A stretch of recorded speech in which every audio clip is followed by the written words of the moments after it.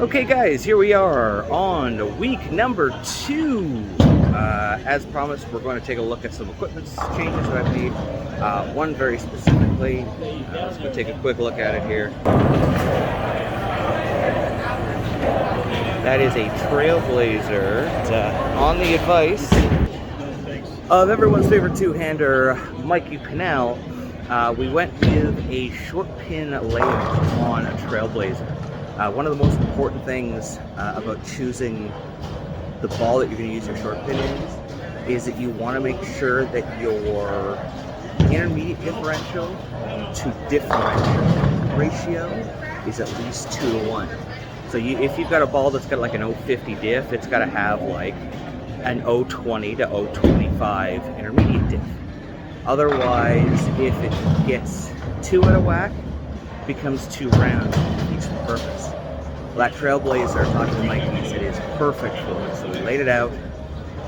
Already warmed up. You can see a little bit of oil on it, and it looks mighty nice. I've actually been able to move right for the first time in our 7 games of two-handed bowling. So this is our 8th game.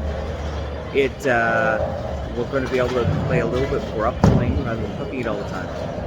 The goal this week is still the same. Every game over 140. We managed to do that so far. We had a couple of 200s last week during our practice session on the Wednesday league. So we're hoping to get a couple of 200s this week. And let's go get them.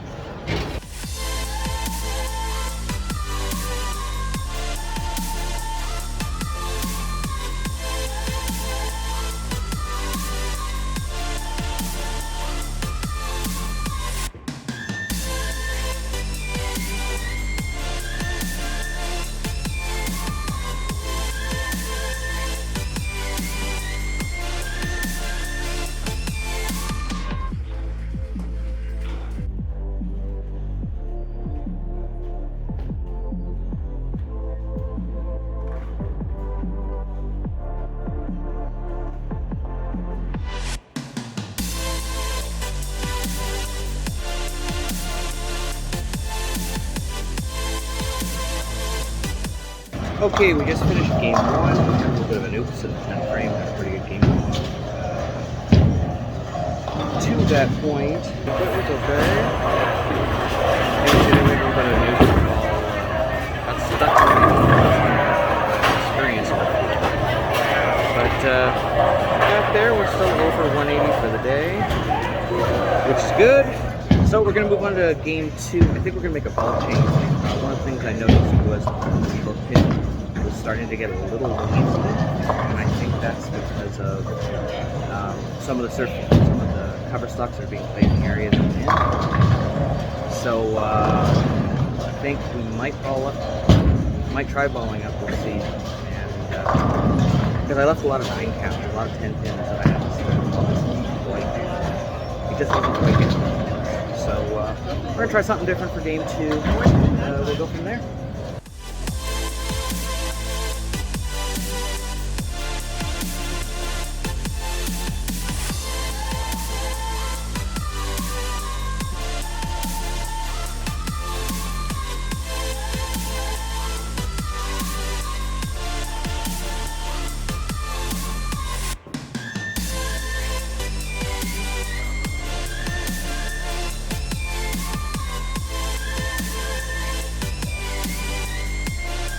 Okay, ended that one at 172, I think it was, 172, 174. Yeah, I was managed to salvage it a little bit, but it's not striking very good. I'm not projecting it. It's really easy to hit it. You're just trying to hit it. You forget you got to project the target sometimes. And you get short and start getting revolutions without distance, so you start to pick up on it, rather than hitting it forward, letting it spin and roll. So I just gotta be mindful of that. The second half of the game is much better. So going on to game 3. So far, we're still all over 140. We're doing good. I think our new target, if this keeps up, is going to have to be over 170. Definitely making some headway here. Let's see what we can do. Game 3.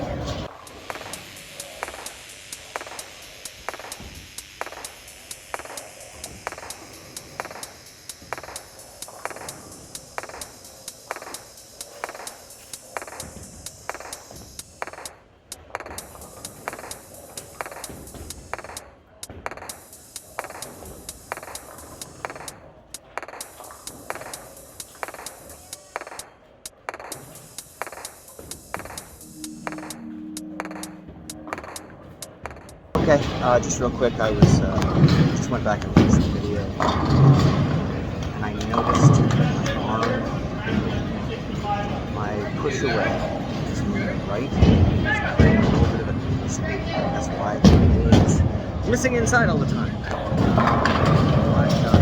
tried to push it in a little bit. Remember the ring finger like I was in the first game, and the ball definitely looked better. So we're gonna give that.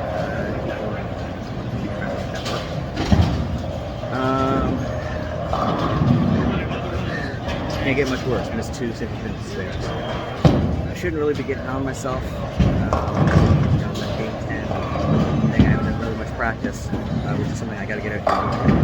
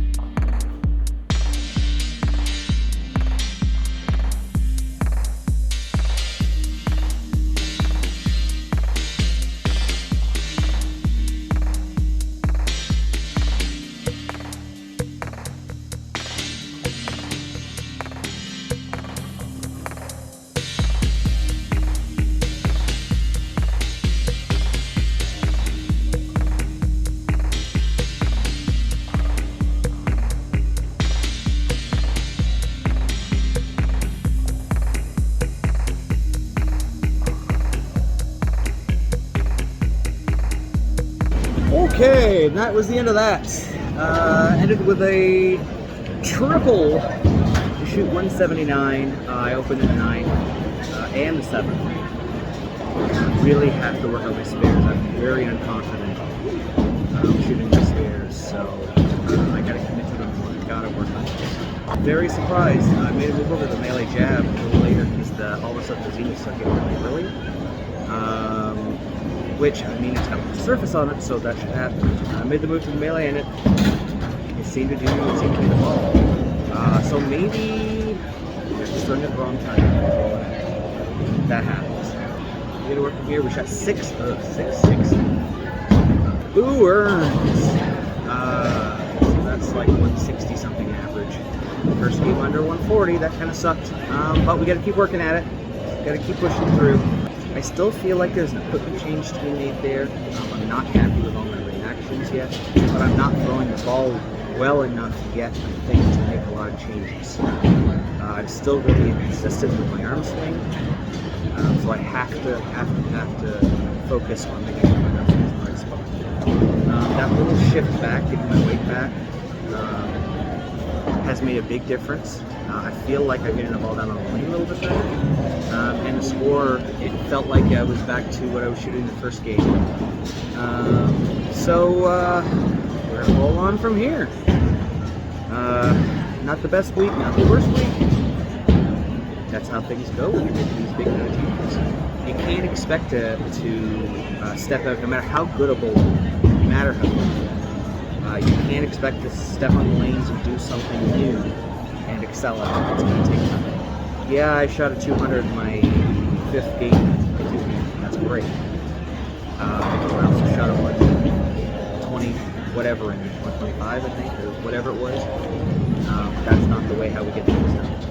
Through another game practice after my last video clip. After I tripled to finish, and then I went out and I was looking and I was watching video and doing some practice, and I realized I really kind of honed in on my left foot, because I'll be honest, my left butt cheek hurts. It's sore, and that shouldn't happen when you're bowling because you're moving forward. And the way it hurt was when my leg went sideways, and it made me realize that I wasn't controlling my slide leg. My slide leg was going all over the place. It was everywhere, and that meant a couple of things. That meant that my timing was off, my ball was away from my body, so I was trying to compensate. There was a whole bunch of stuff going on. Even though I tripled to finish the game, I just wasn't happy, and I think I am now. I think I was just I mean, I know I was rushing the line. I know I was getting my shoulders forward, but I also wasn't extending my elbow as much as I could. I was getting through my shot, and I was using a lot of my right arm rather than trying to use as little energy in my right arm until my release as possible. And because of that, I was muscling it. My shoulder was moving, my elbow was chickening out. And I mean, you can see that a couple times when I was taking shots. I was like, yeah, my arm's coming out. I'm chicken winging. I'm getting around it. As soon as I realized that, I threw some shots, really trying to control my slide foot, making sure. And it's not so much controlling it, but just that is the symptom and looking back at the cause. So focusing on what was causing it, and the shots just came. Everything became more straight. I stopped spinning the ball, coming around it. I felt like I was more in timing. So we're gonna practice that later in the week. Right now my butt hurts. It's such a silly thing to say, but my left butt cheek hurts so much. All those people who don't bowl often, they complain about their back hurting, their legs hurting, and their butt hurting. And my butt hurts. You think I have slid one way I've changed elements of my shot, but pretty much I've slid in the same direction for the better part of 30 years, So it's not something I've thought about before, and now I can focus on it. I can focus on the cause, making sure I get better extension on the ball and not trying to muscle the ball, and sliding forward, go figure. I can focus on that, and that's going to be a good indicator for me. I know that now if I feel something in my left butt cheek, my slide foot butt cheek, that I know what I'm doing wrong now. And it's funny, because we can watch videos, we can study everything, but until we're out there doing it, it's those little things that they don't talk about that are the real clues that help us get into where we should be. I mean, you can read all of the best stuff you can and watch the best videos, but until you are physically doing it and understanding, hey, I'm trying to do this, but I'm really doing this. What's causing that? You can't really fully appreciate what you're doing. That's why I tell people to get on the lanes. You want to try something? Get out on the lanes and give it a try. See what you can do.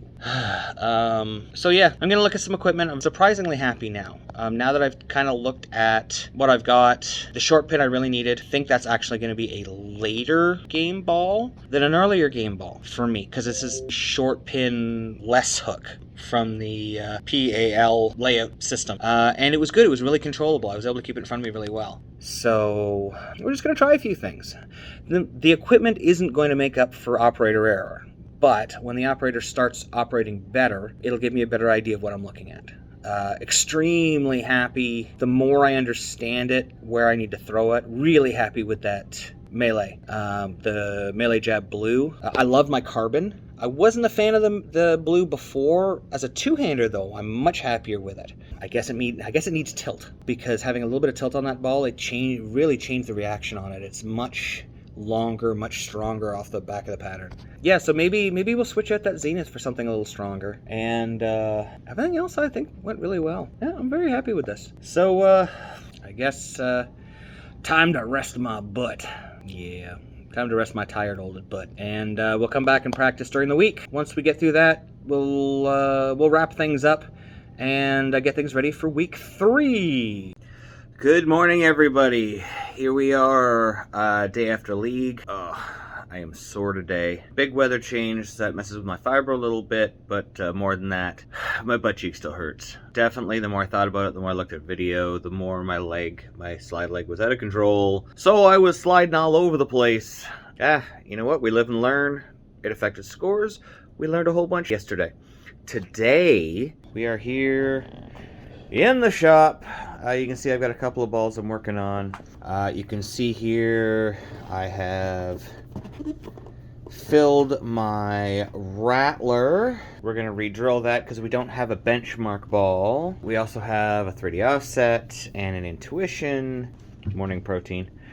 So we have version 1 of our drill sheet. Oh my goodness. It is so morning. And we know that this has changed. This has become a 1 1/32 and a 7/8 on that hole now. Everything else has changed. Our pap has stayed the same. Our pitches have not changed. You can see that my finger is healing. No new blistering when we bowled yesterday, so I think it was just because I bowled like 8 or 10 games the first time we went out bowling. We bowled league, and then I did a little bit of practice. but also I'd done a whole bunch of messing around, trying to find my pap and everything. And my hand wasn't used to it, so that's probably why I got my blister. You can see I've got a couple of things on the bench here before we get into talking about equipment. I talked a little bit about that sheet. I almost want to call it a paper that Gary Faulkner put out. And you can see here, it's Gary Faulkner, the Bowler's Edge Pro Shop. But I really want him to get some credit for this. I really like what he's done here. There's our man Mo. He's taken the work that Mo and Mikey have done, and he's really expanded upon it. You can see he's taken the no thumb layout sheet that Mikey came out with, and he's kind of broken it down based on your pap, depending on if you're a positive or negative pap. And each type of reaction, he's broken it down to a dual angle that changes based on where your pap is, so that you get the proper ball dynamics, the proper core placement based on your pap and the way you throw the ball, your personal bowling characteristics. But more than that, check this out. He's actually taken the time to map out, based on each pap, what the flare should look like when you throw the ball. Now, this is me here because I am a 1 1/8 negative. This is the one that shows up for me, and every ball that I've drilled that has a similar layout, I've gotten this flare pattern. So we know that this is, yes, this has been done in blueprint, so we should believe that this is correct, but we have direct correlation when I've thrown the ball, that I get exactly the flare pattern that I'm expecting to see when I use these layouts. So it's really cool. So it's got a few for the different kind of rolls here. Next up, stake. This is my Arsenal construction sheet. You can see here I've just gone through a few things. I've started filling in a few things. Purple Hammer, my Polaris, and Melee Jab, the Zenith, with a few different layouts. It just allows me, well, not a few different layouts, but the layout on each ball. It just allows me to visualize what I've got in my bag. Then I can kind of think about the reactions that I've seen, what I've liked, what I haven't liked. And you can see here I put down, like, you know, my Trailblazer's been perfect for what I've wanted. I wanted a short pin, does exactly what I want. My Purple Hammer, always too strong. For some reason on the house shot here, at 4 3/4 by 4 by 3.5, aka 45 by 4 3/4 by 35. That ball just, it is the strongest ball in my bag, and it's almost unthrowable for me. So we gotta fix that. We gotta fix that spot. You can see here there's other ones. You know, perfect. I love my Stellar. My Zenith, I find it a little smooth. My Melee Jab, it's exactly what I need in late hook. You can see I have it listed in ball up here, but I've put late hook, so I know it's in the wrong spot. It needs to be down here. So I need something better here. I don't have a medium ball yet. That's what my Rattler we're looking at. Our benchmark ball. I have kind of something for the long, the Polaris. It is very early and smooth. I like that reaction. So it kind of gives me an idea. I can look at where I have a hole in my arsenal, what I've liked, what I haven't liked, so I can start looking at equipment to fill what I need. Obviously from this week, maybe I need a new spare ball, or at least learn how to throw them. We can see here I've got written down my tilt, my rotation. These are just rough estimates. They don't have to be exact. You can see my speed is low, my rev rate's high. I'm a rev dominant bowler like most two-handers.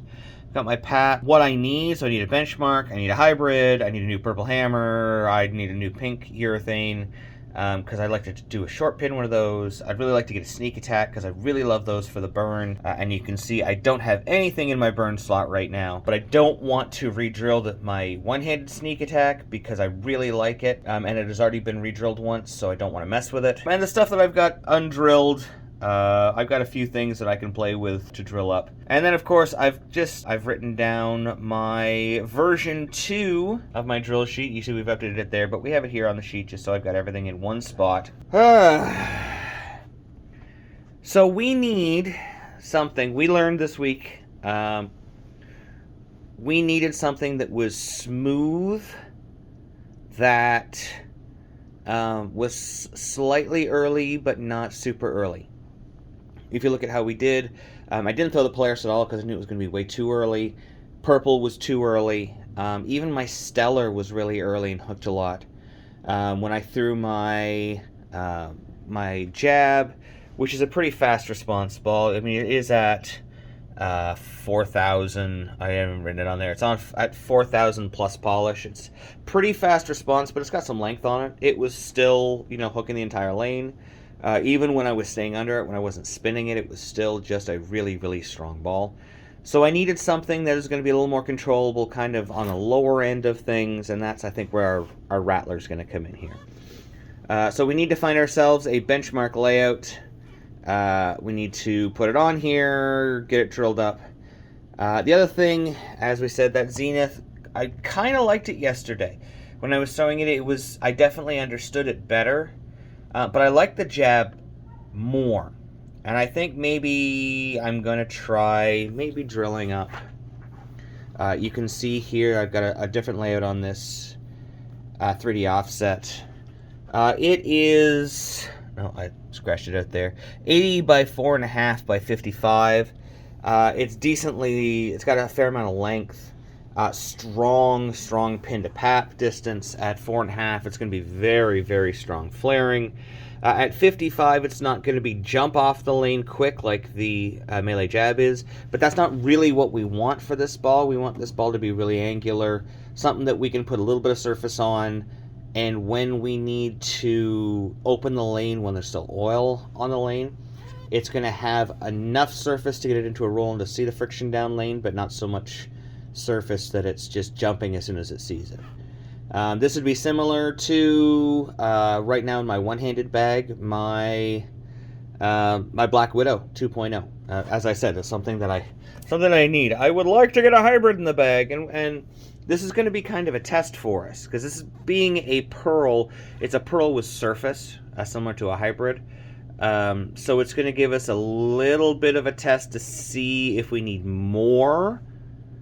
Which we would go to a full hybrid like the Defender or the Black Widow, or if it's going to be enough to give us a separation between it and the melee jab. So we've got some experimentation to do. Everything else I'm actually really happy with. I'm not going to drill up my intuition. You can see I filled it. I feel pretty good about the fill on that one.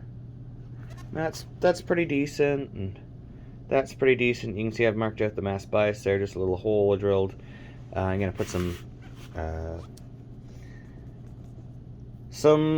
marker thing. What is it? Paint stick. Yeah, that thing. Oh, my goodness. My brain is turned off today. I'm going to put some paint stick in there so that I can mark it off, just so it looks all nice.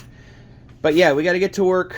I think the only thing we really need to do is maybe this one and this one. But yeah, we're going to kind of get to work on that. We got to find a layout for this thing. We got to find something that we're going to like. I've always loved my bonus, but this is laid out for two hands, or for one hand. I need something that's going to be laid out for two hands. It's going to give me this reaction, this. So I got to do some thinking and figure this out. When we come back, maybe I'll have more answers. Okay, we are back. Here we are. It took me a few minutes. I had to try a few things out. But it looks like we are going with kind of a modified control layout. So we've gone with 80 degrees on our drill angle. Yes, this is symmetrical. It doesn't really matter. However, being re-drilled, and when we spun it, we figured out where our PSA was. We did want to make sure that we were using our drill angle just in case. Because we wanted to make sure we get the proper ball roll we want, being that it's slightly asymmetrical, being filled and drilled. We went with a 5.5 inch pin to pap. So this is going to be fairly long. It's going to flare farther down lane. It's not going to be a max flare because this is, it's actually going to be kind of different. It is going to be larger flare than a symmetrical should be, being that it is slightly asymmetrical now, being re-drilled, blah blah blah. If this was a symmetrical, the 5.5 would be smaller flare on it, because larger pins on a symmetrical ball bring the flare back down, but it also pushes the motion down lane. We're hoping that this hasn't become too asymmetrical, so it should do that. But you know, knock on wood, just in case. And we've gone with a 65 degree val angle. This means it is not going to be very fast response when it sees friction down lane. It's not going to want to spin up really early. So it's going to be really smooth. It's not going to be really over responsive to the friction. It's going to be control.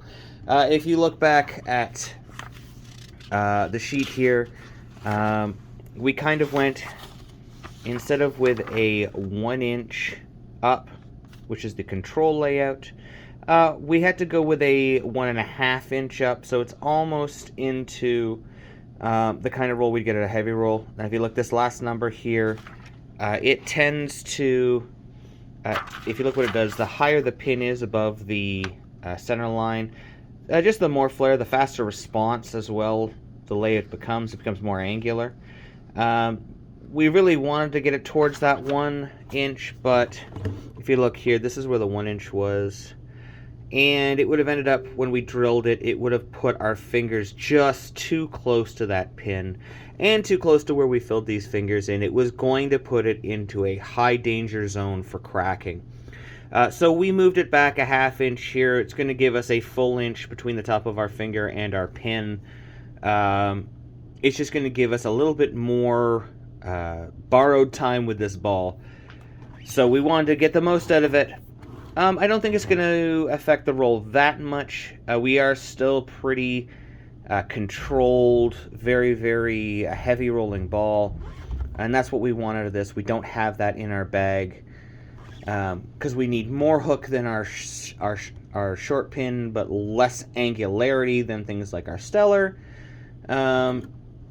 So I think this is going to be the baby there, and I think we're definitely going to go with this layout. I know that it's close to here, and I got a feeling it's going to crack eventually, but we've drilled a few like these where the fingers are really close, expecting them to crack in time, but we have other new equipment that we can replace them with. This is all testing.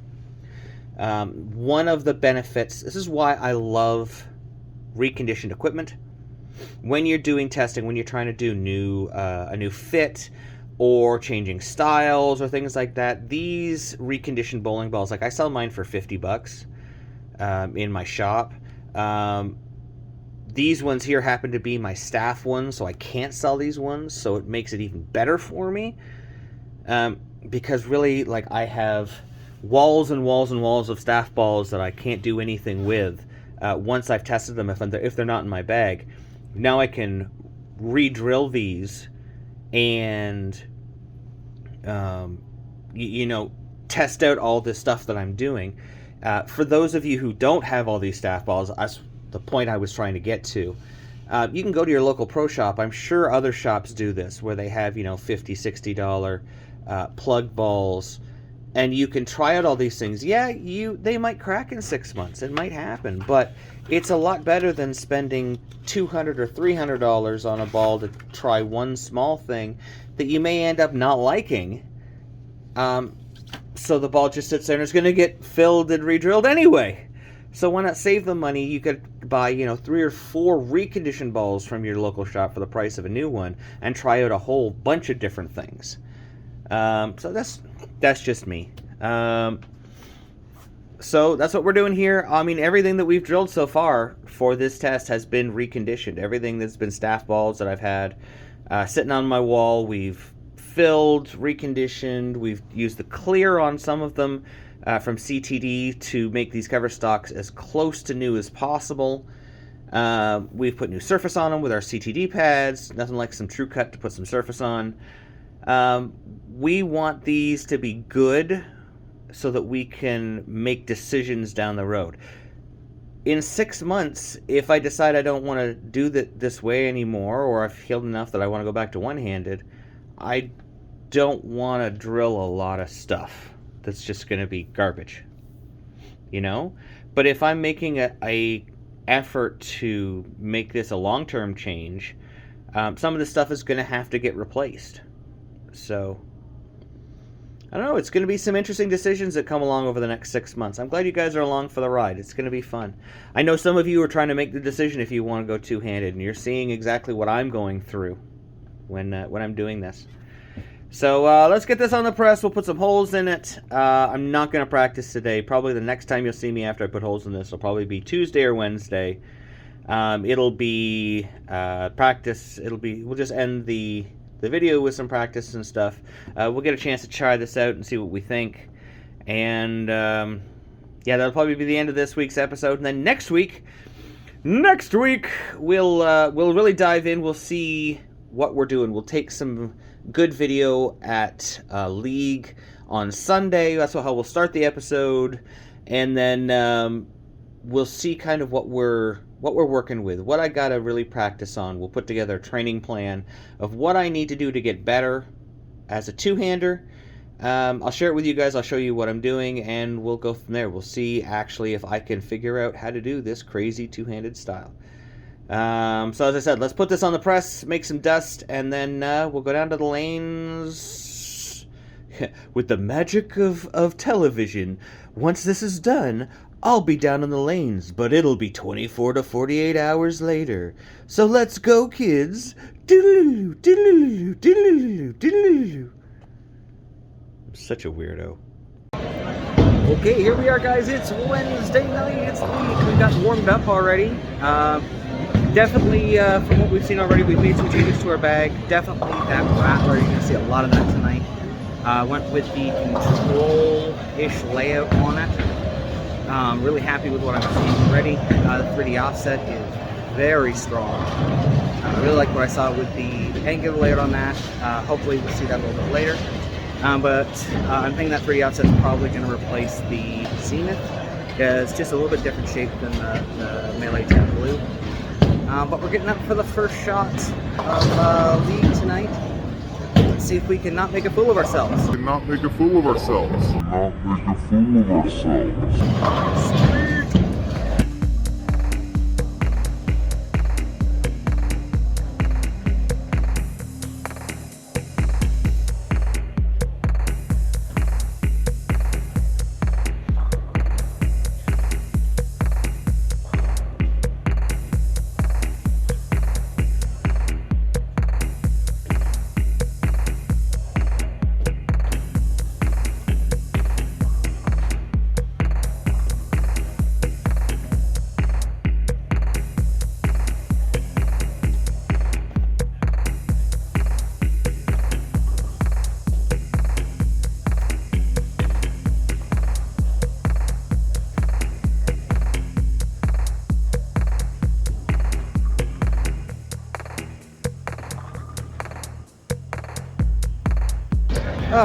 Okay, so one of the two of those shots was good. The first one was the second one.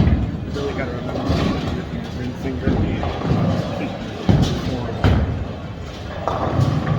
I can stay behind it. And I got to stop trying to do something with it. It's not going to be easy tonight. These guys are really good teamwork. Really talented bowlers. Really good bowlers. I'm getting handicapped based on my pre-injury average. This is going to probably be a big. So I feel bad for my team. You know, that's what happens in this game. Hopefully we can keep with it a little bit and see if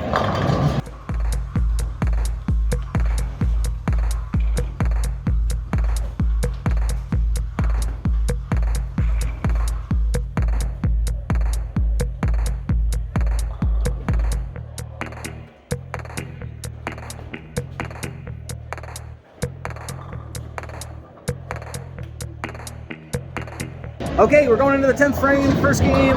It's going pretty well. So we got 175 on a strike going into the 10th. So far the practice changes I made have been pretty good. The new equipment, the Rattler's been amazing. Really like the layout that I put on it, like the reaction I'm getting out of it. So yeah, so once again, PAL system over 2LS system. That's a 1-0 for PAL. I mean, the Rattler, I liked the Rattler before. Now, as a two-hander, it's giving me a lot smoother reaction than I was getting out of my other stuff. That's something I can really control. So I guess we're going to have to finish this game off now. See if we can get another deuce, keep ourselves on track. See if we can get our first 600 for 3. Ooh. All right, let's take it to the lanes.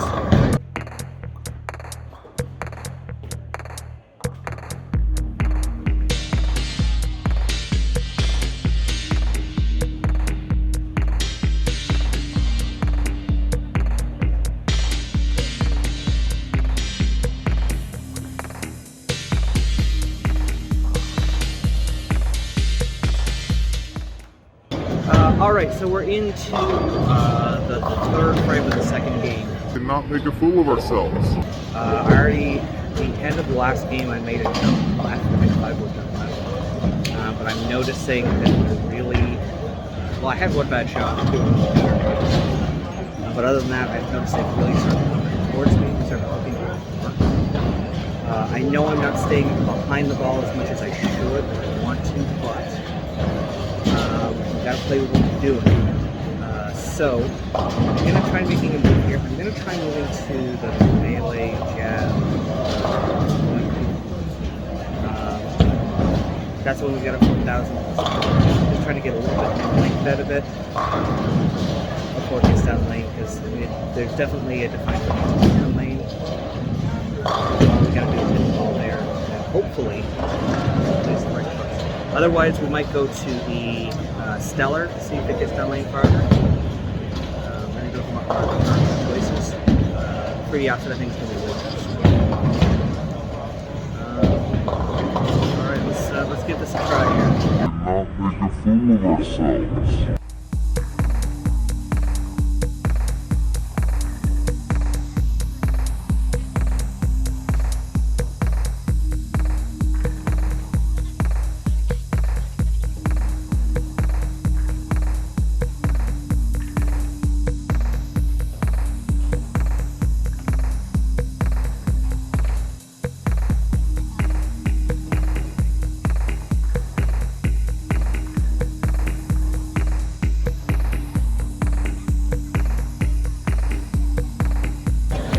Okay, this game's going really poorly. 7th frame, 71. We got a lot of work to do. 8, 9, 10. We gotta get 70 pins in 3 frames. It's gonna be hard. So tonight, in this game, my spares have been bleeding out. A lot of wide open stuff. Not throwing very confidently. Game 1, I was really confident with it. Game 2 here, I'm just struggling with it. One thing I did figure out, the Rattler was really good. Coming off the Rattler, I tried to go into the melee jab. It was too fast down lane for tonight's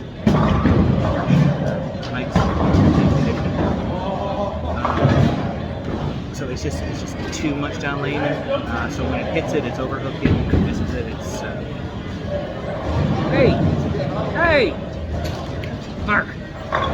Well, there we go. At least somebody got me. Jeez! It was coming off. It was just over under. It was working out.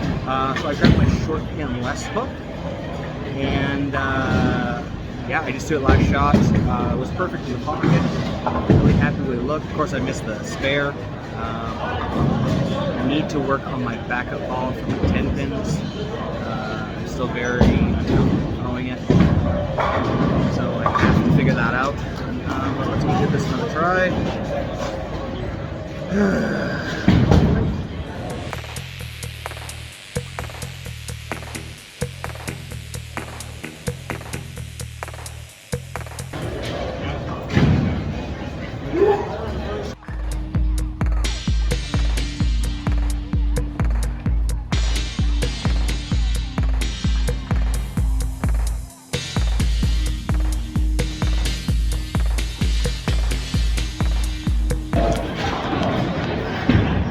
Definitely the lowest game I've thrown all week.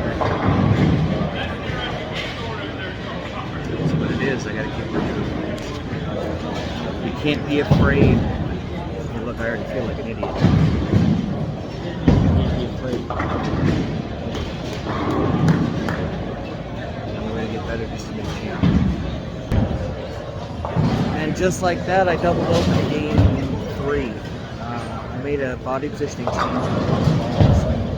I think I had it too high, so that Jimmy's got the camera. so when I was coming through it, as I was doing something shot, I think I was trying to get into the car. Both the last 2 shots in the pocket. So I guess with the third try, with a double, I think I already beat my last game. That's just a lesson for you. You can't give up. Analyze what's going on. I looked at my ball roll, looked at what I was doing. What my body was telling me, analyze it, figure out what you're doing, and go back at it. See if you can keep us going.